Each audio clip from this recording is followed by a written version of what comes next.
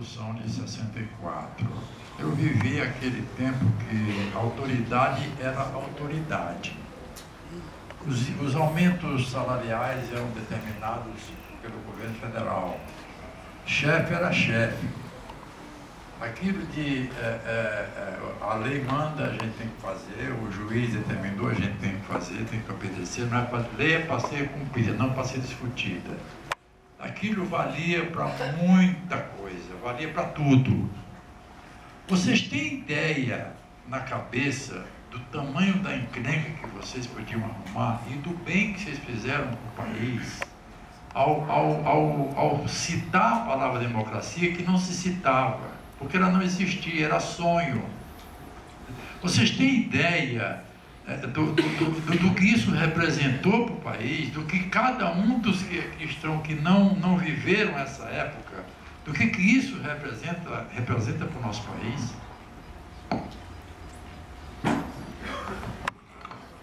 É difícil quantificar, mas eu acho que o período e a ação do movimento da democracia corintiana, acho que foi um dos baluartes do processo de redemocratização do país.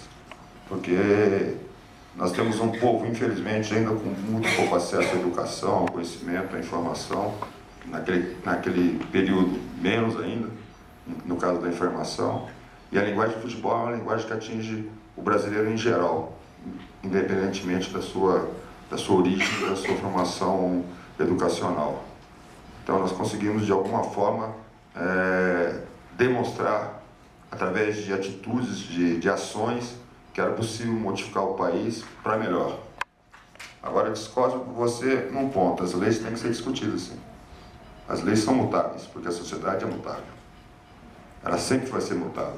O que nós aí, pode falar, por favor. A minha colocação é como era no passado. Sim. Tá certo. Não é de hoje. É que ela era imposto, né? Não é de hoje. Era imposto, né? Mesmo porque se fosse assim, a gente não estava discutindo. Eu estava calado, você estava falando. Exatamente. Então, por exemplo, eu acho que tudo tem que ser discutido a cada segundo, a cada momento. Todos nós temos que estar alertas o tempo todo. Nós temos imensos passos a dar ainda na nossa sociedade. Imensos.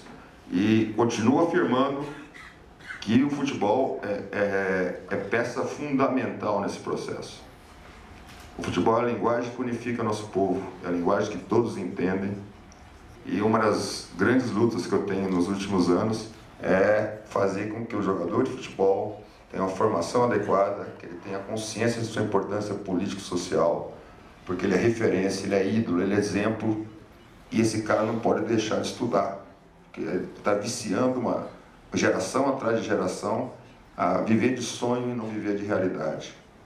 Porque o cara que tem como ídolo alguém que não sabe falar, não sabe pensar, não sabe a sua importância enquanto cidadão, esse cara vai ser igualzinho a ele. Ele nunca vai se preocupar com a própria formação.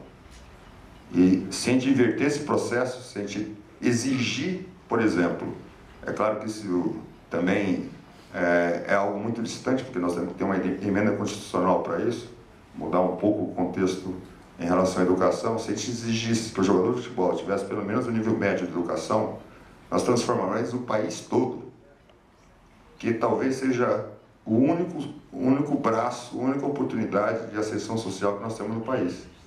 Então toda a população que está abaixo do nível de dignidade nesse país se preocuparia em se formar, em ter uma educação educada, até para jogar futebol.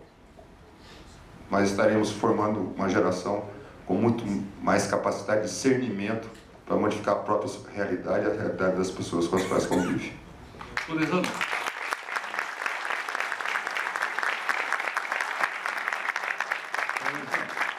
Você poderia indicar algum outro líder, algum outro jogador que tenha tido essa liderança, que tenha, como disse o Sócrates agora há pouco, falado mais do que um jogador de futebol, ou enquanto jogador de futebol, ele disse coisas que se passavam, mas se identificam ou dentro ou fora do Corinthians? Então, Sócrates, ele vem aí de uma tradição que remonta, para não ir muito longe, ao Afonsinho.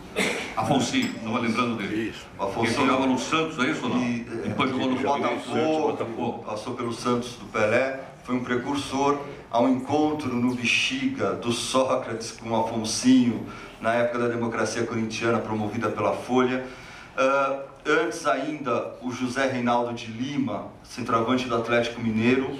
Em 78 ele dá uma entrevista para o jornal de oposição Movimento, a favor da Assembleia Constituinte, da anistia, eleição para presidente.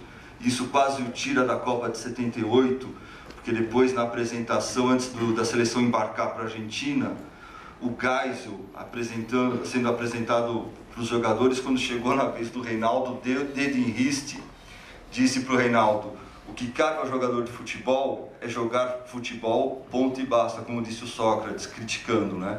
E justamente a geração do Sócrates vai colocar em questão o que cabe ao jogador de futebol.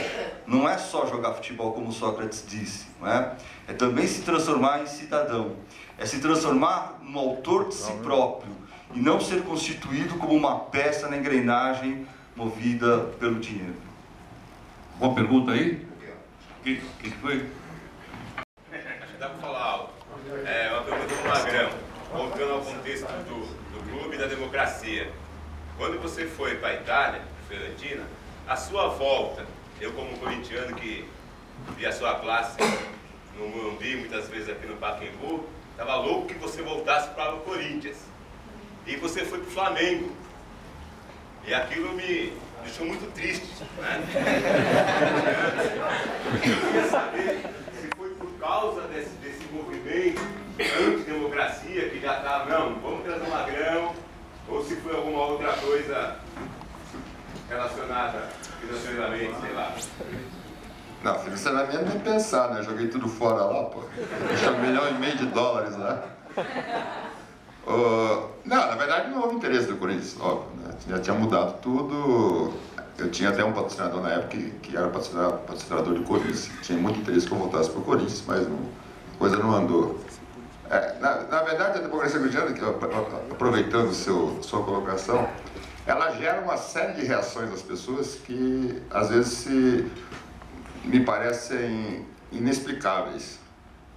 Um tipo de inveja, de ciúme, sei lá o quê. Como se nós fôssemos alienígenas, né? Os tais participantes da democracia corintiana.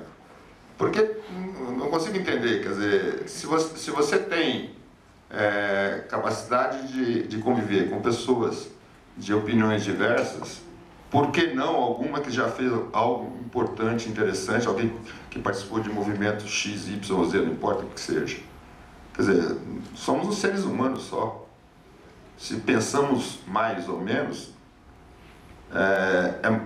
temos que analisar pelo lado positivo. É muito mais interessante você conviver com pessoas que sabem mais que você do que sabem menos. Por isso que a gente vai para a escola para aprender, porque o professor, teoricamente, tem que saber mais que a gente. Né? E isso está expresso até hoje. Quer dizer, a festividade do Corinthians, do centenário do Corinthians, não foi convidado para nada, absolutamente nada. Nada, nem uma vírgula. Não tive nenhum convite oficial do clube. Por quê? Provavelmente por causa da taia da democracia corintiana.